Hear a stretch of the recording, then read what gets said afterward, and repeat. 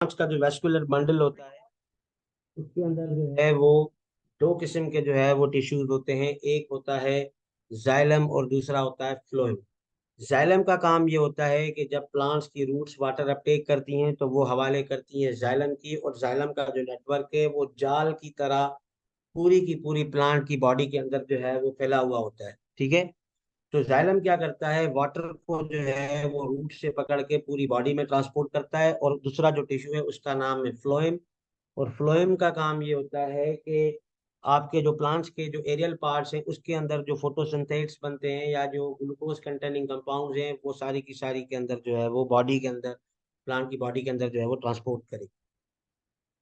तो water and nutrients जो है वो थ्रू आउट द बॉडी एक जो है वो स्पेशलाइज्ड प्लांट टिश्यू के जरिए जो है वो ट्रांसपोर्ट किए जाते हैं, जिसको जो है वो हम कहते हैं कि भाई जाइलम।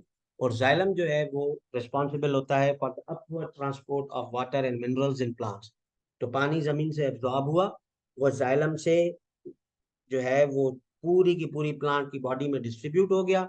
अब जितना पानी प्लांट्स के सेल्स को रिक्वायर्ड था अपनी बॉडी के सिस्टम्स के लिए उन्होंने यूज कर लिया। अब जो बचा वो स्टोमेटल ओपनिंग के जरिए वाटर वेपर की फॉर्म में जो है वो एवापोरेट हो जाएगा। तो इस तरीके से जो है वो क्या होता है, अब देखिए स्टोमेटा की ओपनिंग और क्लोजिंग एक बहुत बड़ा फैक्टर है प्लांट की बॉडी में।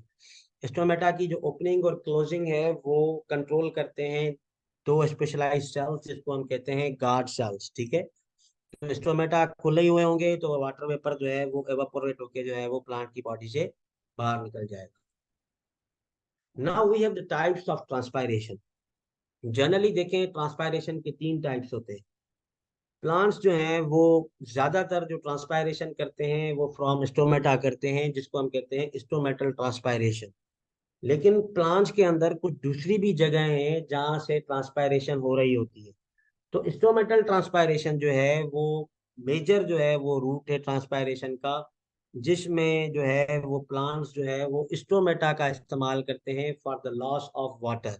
जैसे ही प्लांट के अंदर जो वाटर है वो उनकी सरफेस के नजदीक पहुंचता है तो वहां पर क्या होता है कि इसको वाटर की फॉर्म में कन्वर्ट, सॉरी वेपर फॉर्म में कन्वर्ट किया जाता है, और वो वहां से एवापोरेट होके जो है वो ऊपर उड़ जाता है जब स्टोमेटा आपके खुल जाते हैं।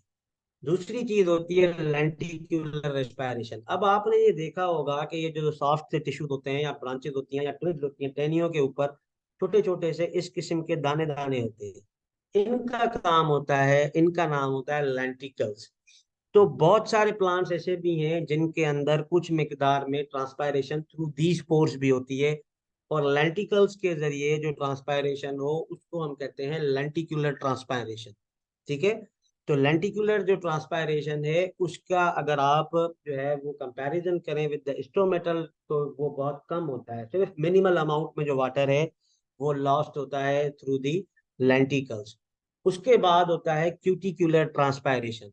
क्यूटिकल देखें एक ऐसी लेयर होती है प्लांट के अंदर जो क्या करती है, वाटर के लॉस को जो है वो बचाती है। वैक्सी कोटिंग होती है। जैसे ये आपको नजर आ रहा है कि लीफ के अंदर जो है वो एक क्यूटिकल की लेयर होती है।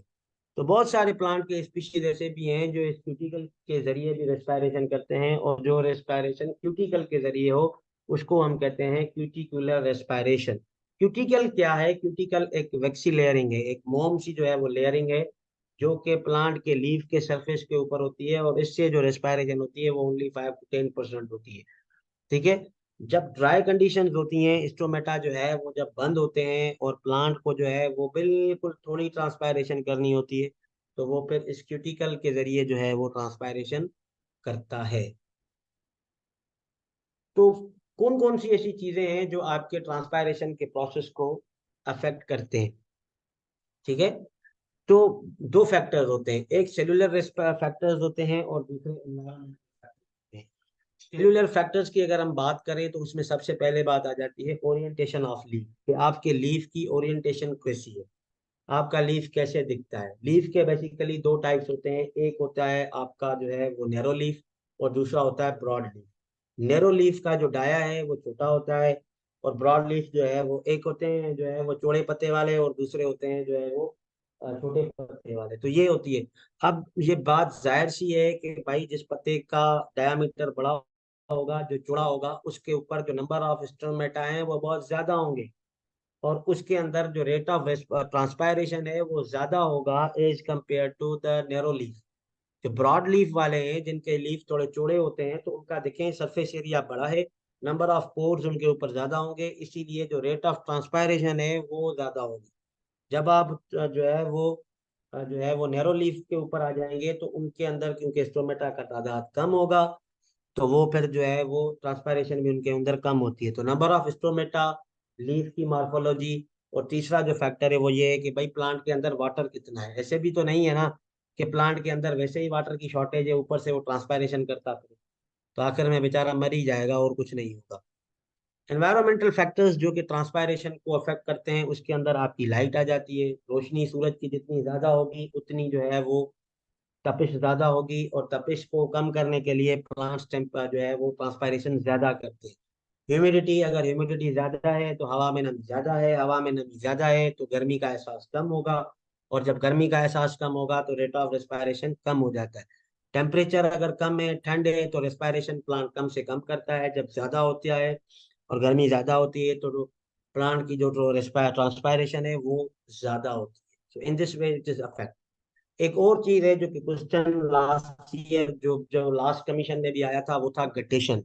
गटेशन ट्रांसपायरेशन से मिलता जुलता एक प्रोसेस है, लेकिन इन दोनों के बीच में जो मेजर फर्क है वो ये है कि गटेशन के अंदर भी वाटर जो है वो लॉस होता है from the surface of plant, लेकिन in the form of water drop. ठीक है, इसके अंदर जो वाटर जो है वो लॉस होता है, या एवापोरेशन नहीं होती, इसमें एवापोरेट्स नहीं बनते, इसमें डायरेक्टली वाटर फॉर्म में आता है, कतरे की शक्ल में होता है, वहां पर बुखारात की शक्ल में हो रहा था। और ये जो प्रोसेस है ये मखसूस किस्म के इसको जो है ना वो पोर्स के जरिए होता है, जिसका नाम होता है हाइडेथोट्स। ठीक है, अब ये जो ड्रॉपलेट्स हैं ये आपको जो है वो कभी कभार आप देखेंगे तो पत्ते के ऊपर आपको कतरे कतरे से मिलेंगे। आप ये समझेंगे कि ये शबनम है। ठीक है, ये बारिश का पानी हो सकता है या फिर एटमॉस्फेरिक मॉइस्चर है, लेकिन ये ऐसा नहीं होता। ये है कि भाई जब रूट का प्रेशर ज्यादा होता है, बहुत ज्यादा पानी एब्जॉर्ब कर लेता है, और उसको ज्यादा से जल्दी पानी को निकालना होता है, तो वाटर के ड्रॉपलेट्स के फॉर्म में करती है। गटेशन टिपिकली जो है वो नाइट के टाइम पे होती है या सुबह सवेरे होता है, जब जो रिलेटिव ह्यूमिडिटी होती है वो ज्यादा होती है और ट्रांसपायरेशन जो है वो लो होता है। So this is all about today's lecture. I hope कि आप लोगों को जो है वो समझ आया होगा। आई am open for the questions now. बाकी दो या तीन चीजें रहती हैं प्रोसेस में, आपका शीट जर्मिनेशन है, and we have something else also. So इंशाल्लाह इनको जो है वो हम नेक्स्ट लेक्चर में जो है वो कवर करने की जो है वो कोशिश करेंगे। So I am open for the questions now.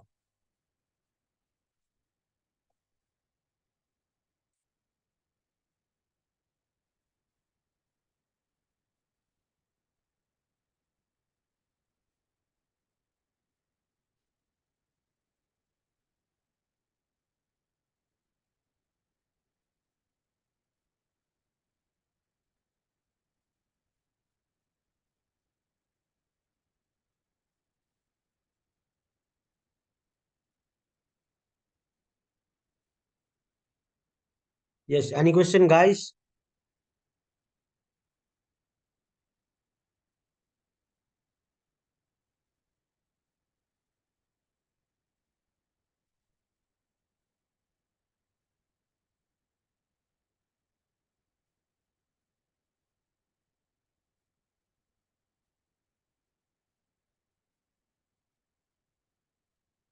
देखिए, प्लांट्स के अंदर क्या होता है कि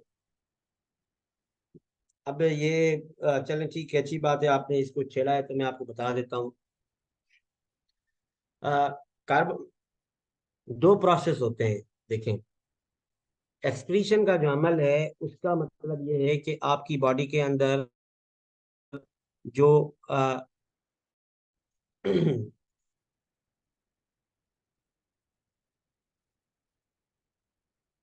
वेट, ओके। तो देखें, प्लांट्स की बॉडी की अगर आप बात करते हैं, तो प्लांट्स के जो मैकेनिज्म्स हैं उसके अंदर एक्सक्रीशन का जो प्रोसेस है वो थोड़ा टिपिकल है हमसे। ठीक है, एक्सक्रीशन का मतलब ये होता है कि अपनी बॉडी के अंदर से जो फजूल चीजें हैं या फजूल मवाद हैं उनको जो है वो आप जो है वो बयान करें। तो प्लांट्स को देखें, अब दो प्रोसेस होते हैं प्लांट्स के अंदर जिनके अंदर उनका मेटाबॉलिक वेस्ट जो है वो बनता है। एक होता है फोटोसिंथेसिस और दूसरा होता है आपका रेस्पिरेशन। रिस्पायरेशन का जो प्लांट्स के अंदर जो फाजिल चीज है वो है कार्बन डाइऑक्साइड, ठीक है। और फोटोसिंथेसिस की जो बाय प्रोडक्ट है वो होती है ऑक्सीजन। अब प्लांट क्या करते हैं, जो उनके पास रिस्पायरेशन के दौरान कार्बन डाइऑक्साइड बचती है, जो उनका जो है वो एक जो है वो गैसेस एक्सचेंज का जो प्रोसेस है, उस वाली जो कार्बन डाइऑक्साइड है वो यूटिलाइज कर लेते हैं फॉर द प्रोडक्शन ऑफ जो है वो क्या नाम है, फोटोसिंथेसिस। तो इसीलिए प्लांट क्या करता है और ऑक्सीजन को लिबरेट आउट कर देते हैं हमारे एटमॉस्फेयर में। प्लांट के अंदर देखें उसकी जो रिक्वायरमेंट है वो कार्बन डाइऑक्साइड है, क्योंकि दिन के टाइम उसको पता है कि भाई मैंने लाइट डिपेंडेंट रिएक्शंस करने हैं, तो मुझे ज्यादा से ज्यादा कार्बन डाइऑक्साइड चाहिए होगी ताकि मैं जो है वो 3 कार्बन कंपाउंड्स बना सकूं। इसीलिए वो क्या करता है कि एक तो जो उसके रेस्पायरेशन वाली कार्बन डाइऑक्साइड है उसको भी अपनी बॉडी के अंदर रख लेता है। वो उसको बेसिकली एक्सेल नहीं करता, जैसे हम करते हैं ना कि ऑक्सीजन इनसाइड करते हैं और कार्बन डाइऑक्साइड बाहर करते हैं। वो क्या करता है, वो उसी कार्बन डाइऑक्साइड को भी जो है वो यूटिलाइज करता है, और अगर और भी उसको चाहिए तो एटमॉस्फेयर से वो क्या करता है, कार्बन डाइऑक्साइड ले लेता है। रात के टाइम जब क्या होता है कि क्योंकि कार्बन कंपाउंड्स जो हैं वो नहीं बनते प्लांट के अंदर, सिर्फ जो बने हुए होते हैं उनकी ही यूटिलाइजेशन करनी होती है, तो प्लांट फिर क्या कर देता है, स्विच कर देता है अपने रेस्पिरेशन के प्रोसीजर को। फिर रात के टाइम पे वो क्या करता है, ऑक्सीजन इनटेक करता है और जो है वो आपकी जो है वो क्या कहते हैं, कार्बन डाइऑक्साइड जो है वो एक्सेल करता है। तो ये है, दिन के टाइम वो हमसे उल्टा चलता है, यानी कि हम कार्बन डाइऑक्साइड बाहर निकालते हैं, प्लांट अपटेक करता है। हम ऑक्सीजन जो है वो अपटेक करते हैं, प्लांट उसको रिलीज करता है। नाइट के टाइम वो बिल्कुल हमारी तरह ही काम करता है कि भाई ऑक्सीजन जो है वो इनटेक करेगा, कार्बन डाइऑक्साइड बाहर निकालेगा। तो दिस इज द वे कि क्या होता है। C3 एंड C4 प्लांट्स की अगर हम बात करें तो इनके अंदर जो मैकेनिज्म है फोटोसिंथेसिस का उसका डिफरेंस है।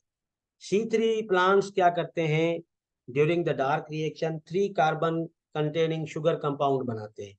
लेकिन जो C4 प्लांट्स हैं वो क्या करते हैं, वो 4 कार्बन कंटेनिंग कंपाउंड बनाते हैं, जिसकी बाद में जाके जो है वो कार्बो ऑक्सिलाइजेशन होती है, एंड देन वो अगेन जो है वो C3 बनने के बाद फिर यूटिलाइज किया जाता है इनटू द अदर जो है वो मटीरियल्स। तो ये इन दोनों के बीच में जो है वो फर्क है। उसके अंदर 3 कार्बन कार्बन कंटेनिंग कंपाउंड बनता है, इसके अंदर 4 कार्बन कंटेनिंग पहले कंपाउंड बनता है, देन ये 4 वाला भी डीऑक्सीडाइज होगा।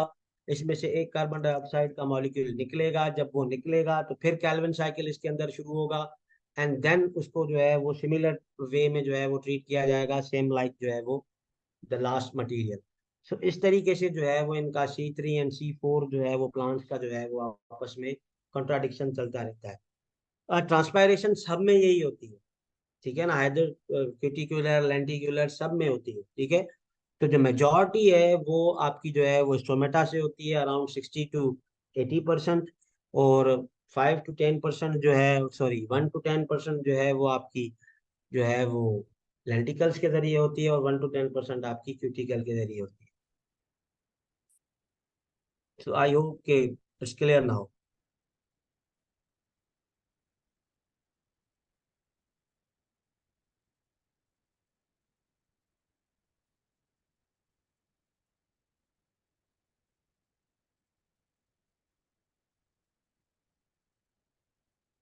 Any other question guys?